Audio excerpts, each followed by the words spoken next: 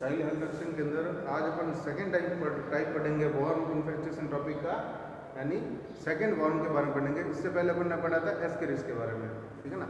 तो एस्केरिस इसको दूसरा नाम है, रिंग वॉर्म है या गोल गर्मी भी है। आज अपन दूसरे टाइप का जो वॉर्म पढ़ेंगे वो है पिन वॉर्म, ठीक है ना। जैसे इसका नाम है पिन वॉर्म, तो इसका आकार कैसा होता है, पिन के समान होता है, ठीक है ना। पिन के समान इसका आकार होता है। पिन कितनी बड़ी होती है, या तो 1 सेंटीमीटर या 1.5 सेंटीमीटर, ठीक है ना। तो इसकी साइज के बारे में अगर पूछें तो ये इसकी साइज कितनी है, 1 से 1.5 सेंटीमीटर। पिन मतलब स्टेपलर वाली पिन कितनी होती है, 1 से 1.5 सेंटीमीटर लंबी होती है, इससे ज़्यादा नहीं होती है, ठीक है ना। तो पिन वॉर्म का आकार कैसा होता है, पिन के समान होता है, और इसकी साइज कितनी होती है, 1 सेंटीमीटर से 1.5 सेंटीमीटर तक इसकी साइज होती है, ठीक है ना। तो ये हो गया। अब ये कौन सी एज के बच्चों में होता है, ये अधिकतर चाहे छोटे बच्चे जो रेत वगैरह खाते हैं या कोई भी चीज़ लेके अपने मुंह में डाल देते हैं, या तो उस उम्र के बच्चे या टोडलर मतलब घुटनों से बल चलने वाले बच्चे, ठीक है ना। एक तो छोटे बच्चे यानी घुटनों के बल जो चलने वाले बच्चे होते हैं, उस एज में यानी 3 से 6 वर्ष की एज ग्रुप के अंदर ये अधिकतर पाया जाने वाला है। क्यों, अब इसके अंदर क्या होता है कि इस उम्र के बच्चे किसी भी चीज़ को लेकर के मुँह में डाल देते हैं, ठीक है ना। इस उम्र के बच्चे किसी भी चीज़ को लेकर के मुंह में डाल देते हैं, इसलिए ये इनके अंदर पिन वॉर्म अधिक पाया जाता है, ठीक है ना। तो अब इसका आगे अपन पढ़ेंगे ये कैसे फैलता है, मुंह में डालने का क्या रोल है, वो अपन इससे आगे पढ़ेंगे, ठीक है ना। तो पिन वॉर्म के बारे में, इसका आकार पिन जैसा होता है और इसकी साइज़ कितनी होती है, 1 से लेकर के 1.5 सेंटीमीटर लंबाई इसकी होती है, साइज होती है। और ये अधिकतर टोडलर उम्र के बच्चों में पाया जाता है, जो घुटनों के बल चलते हैं। और इस उम्र के बच्चे क्या करते हैं, किसी भी चीज़ को लेकर के, किसी भी वस्तु को लेकर के मुंह में डाल देते हैं। इनको समझ नहीं होती कि कौन सी चीज़ मुंह में डालनी होती है, कौन सी चीज़ नहीं डालनी होती है। इसलिए क्या करते हैं, कोई भी चीज़ जैसे मान लो पेन दे दो, रेत दे दो, कोई भी खिलौना दे दो, लेके सीधा मुँह में डालता है, ठीक है ना। ये इस एज ग्रुप की खासियत होती है, टोडलर एज ग्रुप की, ठीक है ना। अब सही हो गई।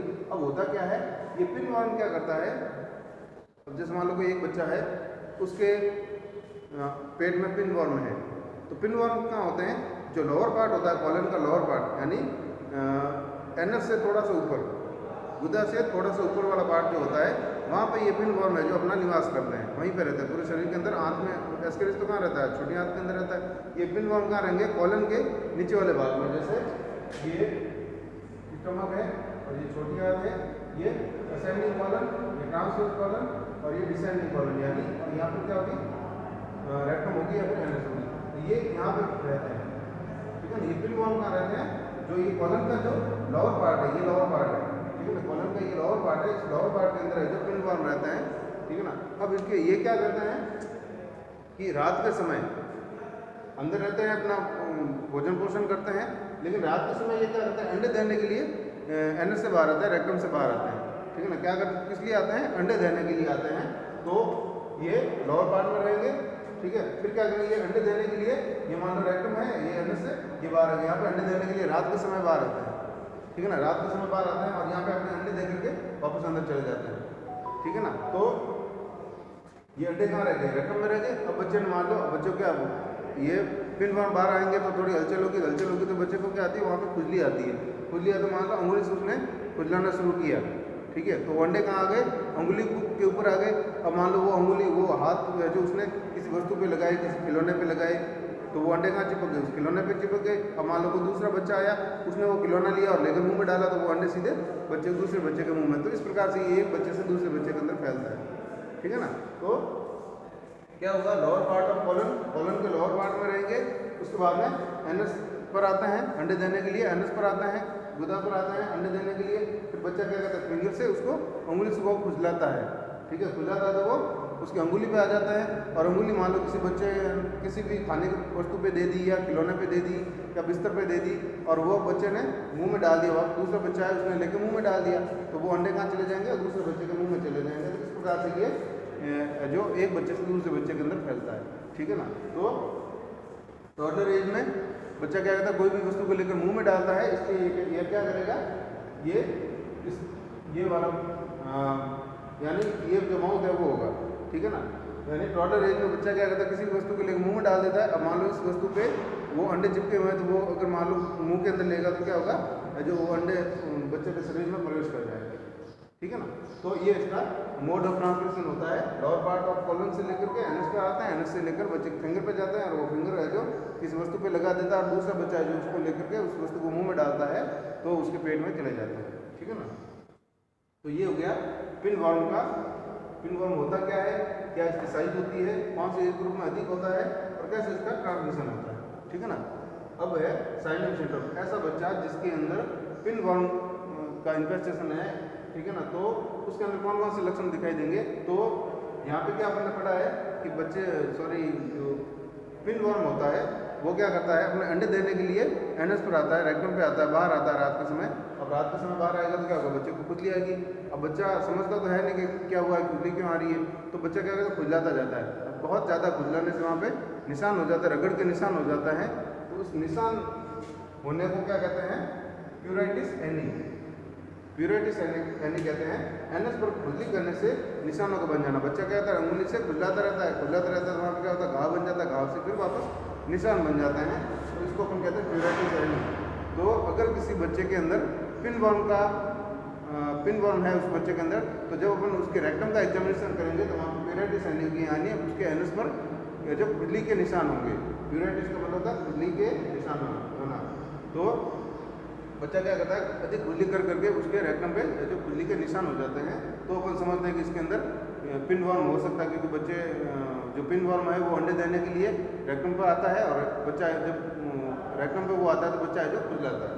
ठीक है ना। और खुजली करने से निशान बन गए। ठीक है। फिर दूसरा लेक ऑफ एपेटाइट। बच्चे के रेक्टम पर बहुत अधिक खुजली आती है तो बच्चे को क्या आती है, भूख भी नहीं लगती है।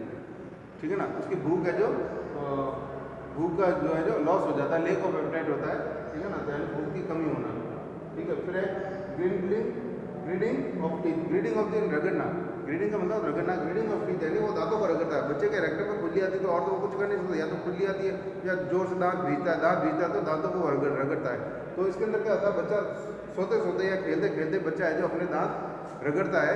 तो अपन ये समझ सकते हैं इसके अंदर पिन वर्म का है जो इन्फेक्शन हो सकता है। पिन वर्म बच्चे के अंदर हो सकता है क्योंकि क्या होगा, रेक्टम के अंदर खुजली आएगी तो बच्चा क्या होता है, दांत भीजता है और दांत भीजता है जिससे क्या होता है, दांतों के अंदर रगड़ होती है।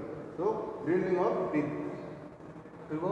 फिर अगला है वल्वोवेजाइनाइटिस। वल्वोवेजाइनाइटिस मतलब यानी फीमेल जो बेबी होती है, फीमेल बेबी के अंदर क्या होता है, जब अंडे देने के लिए रेक्टम पे आता है या एनएस पे आता है तो फिर वो अंडे क्या करते हैं, वेजाइना के अंदर भी है जो इन्फेक्शन कर सकते हैं वहाँ पे। तो वल्वोवेजाइनाइटिस है जो फीमेल बच्चों के अंदर हो सकता है, यानी वेजाइना के अंदर है जो इन्फेक्शन हो सकता है।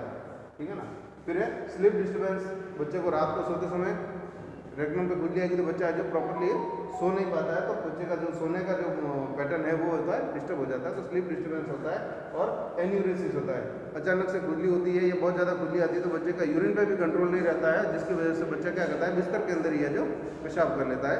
तो ये सारे है जो साइनल सिम्टम बच्चे के अंदर दिखाई देते हैं। सबसे मेन सिम्टम ये दिखेगा प्यूराइटिस एनी, रेक्टम पे खुजली के निशान होना, ये प्यूराइटिस एनी दिखता है। तो अपन ये समझते हैं कि ये बच्चे के अंदर है जो पिन वर्म का है जो इन्फेक्शन। ठीक है ना। तो आज की क्लास में अपन ने क्या पढ़ा, पिन वर्म के बारे में पढ़ा।